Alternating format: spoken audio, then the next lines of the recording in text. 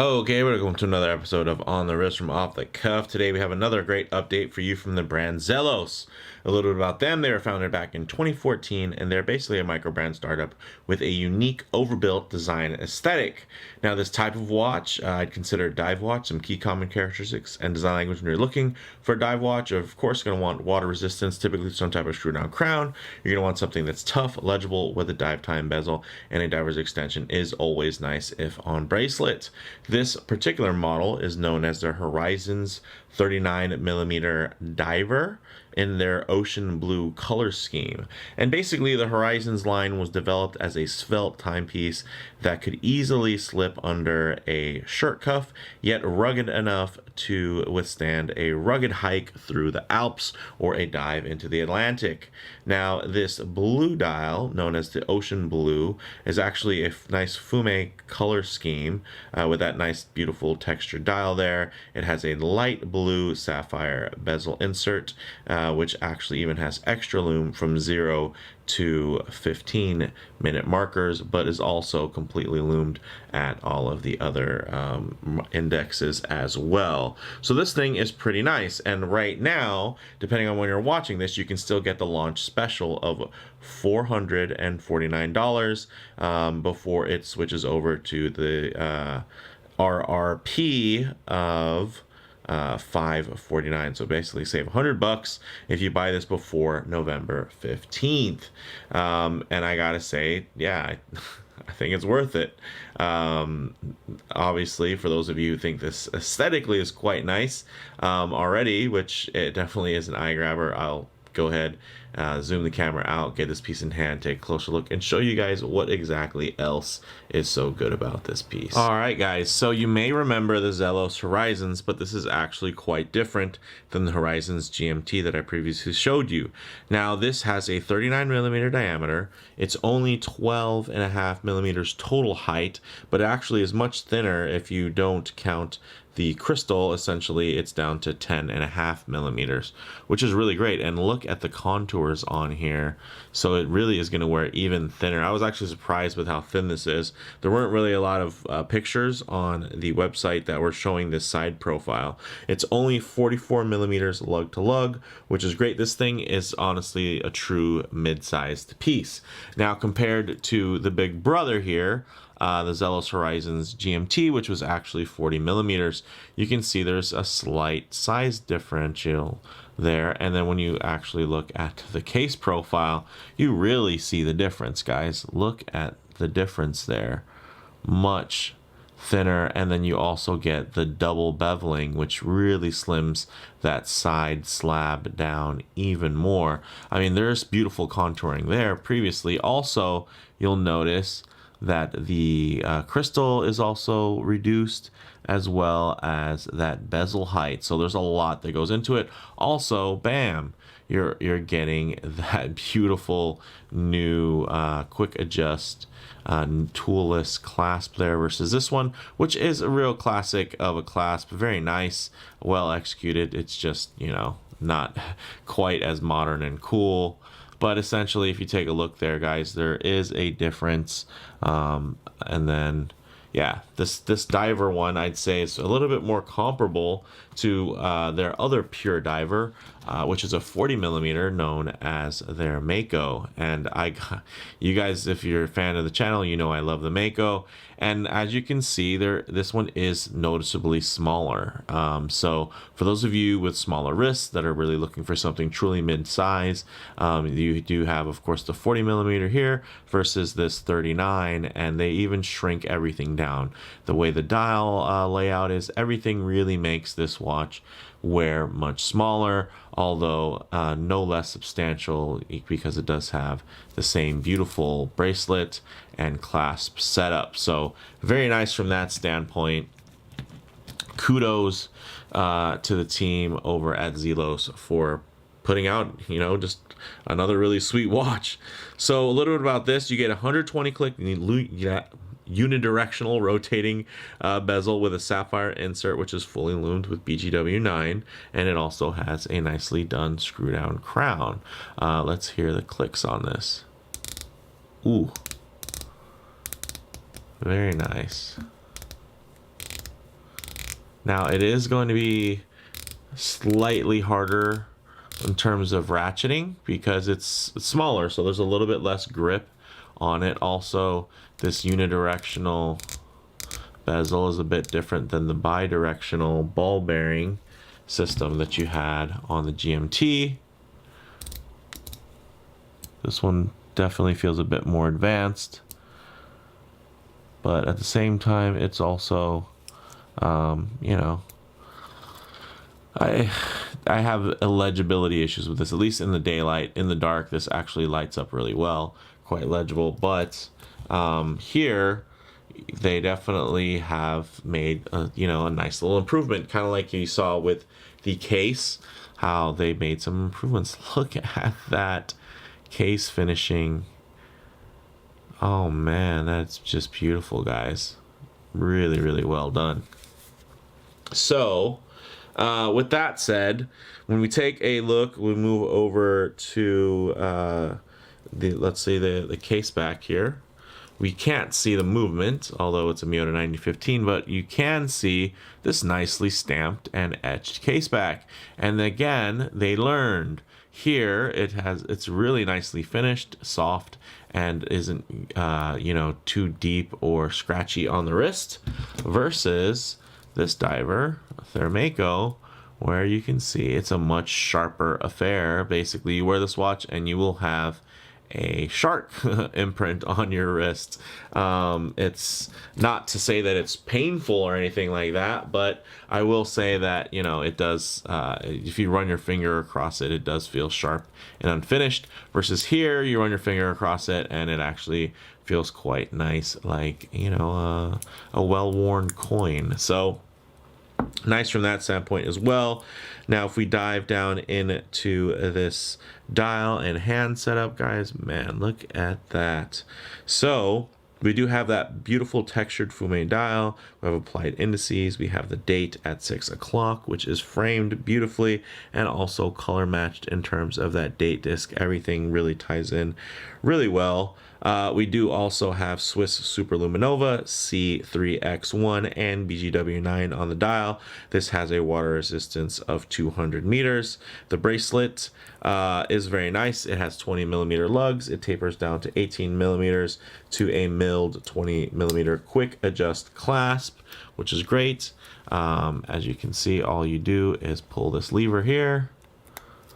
Boom, you get some extension action. So then you can push it back in, or you can pull it out or push it in a little smoother if you hold the pin down there. So when I size these, I typically like to tighten it as much as possible, so that if it gets warm or anything like that, I can just basically give it a couple of clicks and get some breathing space. But this is absolutely a wonderful clasp. One thing I will say is the finishing here is a bit rough, so I'm sure it's only a matter of time before the team at Zelos also soften up some of those edges as well. But in terms of function and fit and finish, overall, it is very handsome.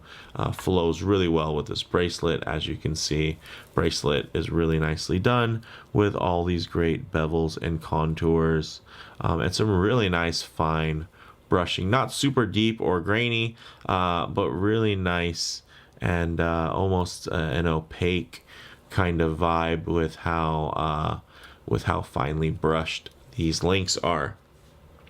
We also do have screw-in connectors, which is a plus for those of you that like screw-in connectors. They're really easy to adjust.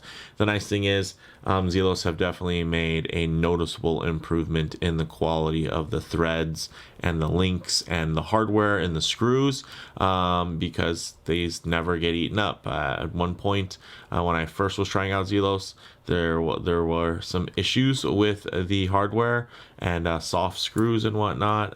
Not the case anymore. Very, very nice. Man, I can't get over how beautiful this side pro. I think I might even like this thing from the side more than I do from the front. Look at that top bevel and play. That's very Seiko-like in terms of, or you could even say maybe Christopher Ward with their light catcher case recently. This really does some really beautiful catching of the light there. So really nice. But let's go ahead, get this piece on the wrist and see how it wears. Okay, as you can see on my 7¼ inch wrist, you know, from my point of view, this wears quite small. But if you raise it up here, you get a little bit of lens distortion. It's honestly, the nice thing is it's so small it doesn't look oversized even with that lens distortion. Wears really well wrapped. Some of you are thinking, oh man, that's the perfect size on your wrist. Well, I'm not just a floating wrist. There's actually more to me than this. And honestly, in contrast to my, you know, 5'11" frame, this does feel a bit small. I'm not gonna lie. But for those of you with smaller wrists or smaller selves in general, this will be the perfect diver for you. For me, this definitely feels like a mid-size versus a full-size piece. It does have that slightly diminutive nature and stature, which is fine, and I think ties in well with kind of the overall retro aesthetic. But for me, a little bit small. So if you have a wrist like mine in that 7¼ inch range, you might find that, and if you're used to wearing larger sports watches, you might find this one a bit small. The nice thing is it lays very flat. The contouring, man, look at the light on this thing. It's just absolutely just visually outstanding. There's just so much to like about the way this thing wears, the way it looks. Look at the clasp. Very nicely done. So that said, let's actually move into some Lume shots, low light transition, and closing thoughts. Okay, we'll go ahead and hit the lights. As you can see, man, this is a looker. Very, very nicely done. You can see that nice contrast in the two-tone Lume there. You do get that nice bright green, and then you offset it with some nice blue accents with a little minute track going along the outer edges of the dial, as well as the bezel itself being you know, fully done in BGW9, and that nice 15-minute scale being extra bright you know, makes this extra functional. And if you have a 200-meter diver, it's nice to have you know, great visibility, whether you're out in the middle of a field enjoying direct sunlight, or maybe a couple of meters under the water. One thing I do like to do is get in some low light transition, because you're not always going to be out in direct sunlight. Sometimes you will be in that nice transitional lighting, less than optimal. As you can see, you can get a nice idea of the way the colors render, as well as the way the finishing does. Look at the way the light glides over those links. Really quite uniform. Look at the dial, the way it plays off of the light, with the center there being quite bright. And then we can even get into some high contrast lighting, which will typically expose any type of defects here. But all you're gonna notice is just some really nice brushing and polishing. So really beautiful. You do get a little bit of an idea of how this dial will look, while the colors might get washed out a bit because of all of those different angles on that beautifully kind of textured and engraved dial. You are going to see some different light play. Look at the way it just can darken up and then catch the light and brighten up. So really, really nice, gotta say. And then really still quite legible even when you get back into the dark. Even with a little bit of partial transitional lighting, still very nice. And then you do have, because of that date at 6 o'clock, you do have nice orientation for 12 o'clock. So great from that account. All right, guys. Closing thoughts on the wrist. This mid-sized, really classic mid-sized proportions and style. Quite compact, but still very bold. Lovely beveling, you know, and overall finish work. So this thing is quite a looker on the wrist. It is going to jump out. As far as model variations go, definitely check for current availability. There are three diver variants, and then also 3 12-hour travelers. So essentially, instead of having a unidirectional rotating bezel, bezel and insert, you're going to have a bidirectional bezel with 12-hour marking, and then that way you can kind of track a secondary time zone just by turning your bezel left or right, which is great. There's also, which I found to be very, very interesting, and I'm probably going to be putting an order in very soon for these, as long as they don't sell out before I get there. They actually do have also 3 variations for field watch models, which basically have slightly larger dials and fixed bezels, and to me, out of the line, those are probably the most intriguing just because they look pretty cool. They have like this kind of moon texture on them. So I definitely can dig that. So check those out as well. As far as comparable models go, you know, this thing is still quite strong compared to the contemporaries that are out there in that 500 and under range. It obviously, there's so many big crowns out there, so many just really cool bang per buck micro brands that are doing things, but the quality on this one for this price range is, you know, it's very, very strong. Bottom line here, you're getting a lot of watch for the money, especially at those launch / early bird prices. Again, you can get this for under 500 bucks. You can get it for $44.9, so $400 and 49 is pretty good.